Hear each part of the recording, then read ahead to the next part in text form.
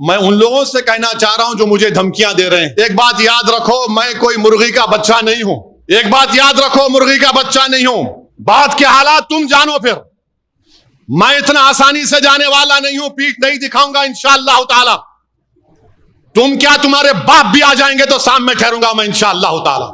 میں اتر پردیش گیا، مختار انصاری کے گھر کو گیا، تو اس کے بعد سے سوشل میڈیا پر یہ تمام کے تمام بانکڑے پہلوان شروع ہو گئے، تیرے کو مار دیں گے، پورے کے پورے۔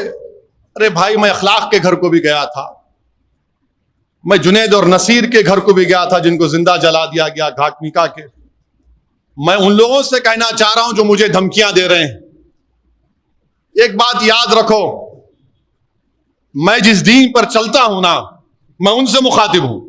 میں جس دین پر چلتا ہوں نا، میرے کو یہ دین ایسا چمن میں چل کے نہیں ملا، میرے کو یہ دین میرے کو بادشاہ کے محلوں سے نہیں ملا، میرے کو یہ دین مجھے نرم نرم قالین سے چل کر نہیں ملا، میرے کو یہ دین مجھے ملا تو بدر اور حنین سے ملا، یہ دین مجھے ملا تو احد سے ملا، یہ دین اگر مجھے ملا تو کربلا سے ملا۔ اس دین کی بنیادوں میں عباس علمبردار کا خون ہے ظالموں۔ تم مجھے جانتے نہیں، تم میرے دین کو نہیں جانتے۔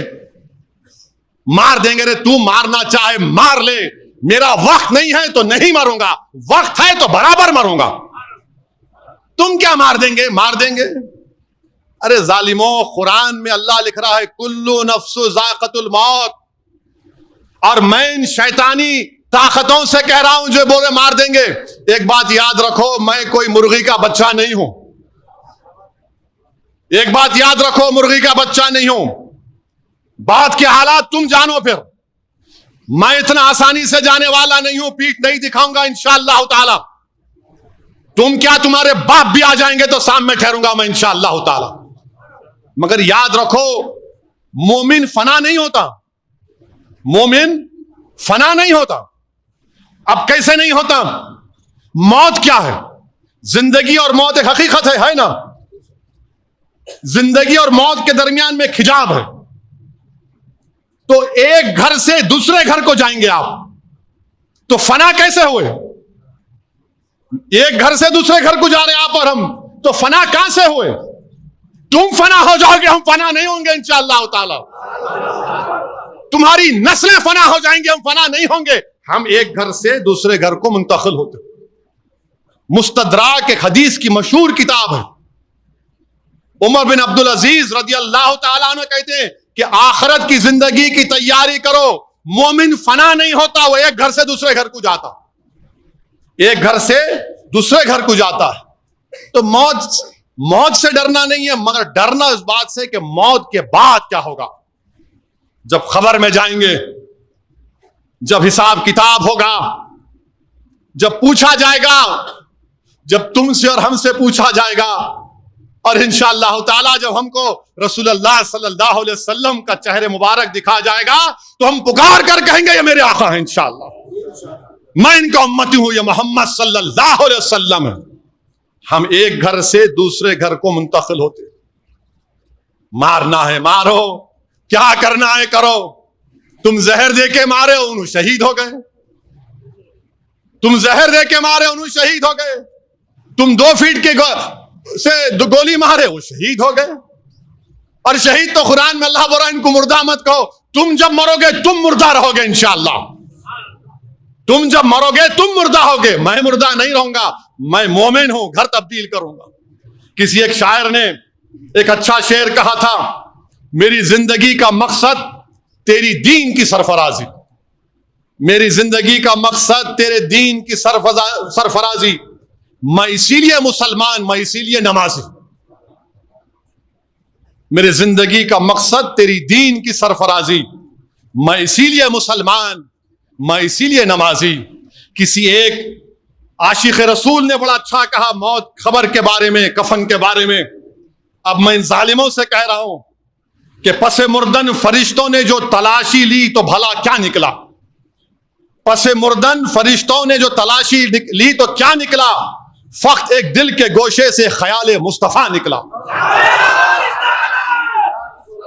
پس مردن فرشتوں نے جو تلاشی لی تو بھلا کیا نکلا؟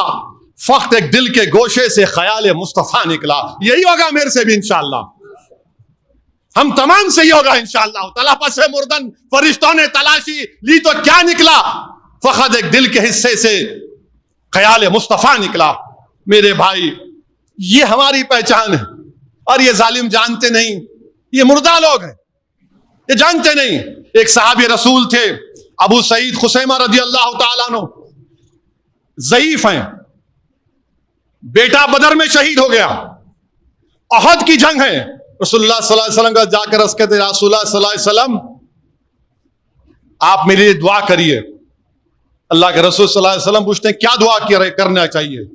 تو بولے رسول اللہ صلی اللہ علیہ وسلم دعا کریے کہ میں احد کے جہاد میں شریک ہو سکوں اور مجھے اللہ شہادت دے دے. اور بولتے ہیں کہ جب جنگ بدر ہو رہی تھی تو میرے اور بیٹے میں یہ بحث ہوئی کہ میں جاؤں گا، تو ہم دونوں نے ڈرا کیا، خورا کیا. بیٹے کا نام اٹھا، بیٹا شہید ہو گیا الحمدللہ. اور کہتے ہیں ایک ضعیف باپ کہتا ہے رسول اللہ صلی اللہ علیہ وسلم میں نے رات میں اپنے بیٹے کو خواب میں دیکھا جنت میں، اور کہہ رہا ابا جان جلدی آؤ، میں آپ کا انتظار کر رہا ہوں. ارے ظالموں، ہم کو اسلام ایسے ملا. اللہ کے رسول صلی اللہ علیہ وسلم ان کے لیے دعا کرتے ہیں، وہ شہید ہو جاتے ہیں. حضرت انس رضی اللہ تعالیٰ عنہ، احد کی جنگ میں ایک اور واقعہ کہ ایک صحابی رسول آ کر رسول اللہ صلی اللہ علیہ وسلم عرض کرتے ہیں رسول اللہ صلی اللہ علیہ وسلم میری صورت اچھی نہیں ہے، میرے وجود سے تھوڑا بدبو آتی، کیا اگر میں کل شہید ہو جاؤں تو اللہ کیا دے گا مجھے؟ اللہ کے رسول صلی اللہ علیہ وسلم فرماتے ہیں اگر تو جہاد میں شہید ہوگا تو اللہ تجھے جنت دے گا، تو شہادت کے اعلیٰ مقام پر پہنچے گا. وہ جنگ میں حصہ لیتے، شہید ہو جاتے، جب ان کی لاش کو دیکھتے ہیں تو چہرہ نورانی ہو جاتا، جسم سے خوشبو آتی ہے. اور رسول اللہ صلی اللہ علیہ وسلم فرماتے ہیں کہ جنت کی حوریں اس کے استقبال کے لیے کھڑی ہوئی ہیں. تم ہم کو مارتے، مارو پیارے، کون روک رہا تم کو؟ میری زندگی اللہ لکھ دیا ہے جب میں اپنی ماں کے پیٹ میں تھا. میری ذلت، میری عزت، میری رزق، سب چیز اللہ لکھ چکا ہے. تم کیا لوگ ہیں مجھ سے؟ ارے یاد رکھو، دنیا میں رہیں گے تو غازیوں کی طرح رہیں گے، یا پھر موت آئے گی تو شہادت کو پسند کریں گے، اور حشر کے میدان اپنے ماں باپ کو شرمندہ ہونے نہیں دیں گے انشاءاللہ تعالی. میرے عزیز دوستوں اور بزرگوں، میری آپ تمام سے دبن گزارش ہے کہ اس ماہ مبارک میں آپ کثرت سے اللہ سے دعا کریے کہ اللہ سبحانہ و تعالی ہم تمام کی اللہ مغفرت فرما دے. اللہ سبحانہ و تعالی فلسطینیوں کی مدد فرمائے. اللہ سبحانہ و تعالی ان کی غیب سے ان کی مدد فرمائے.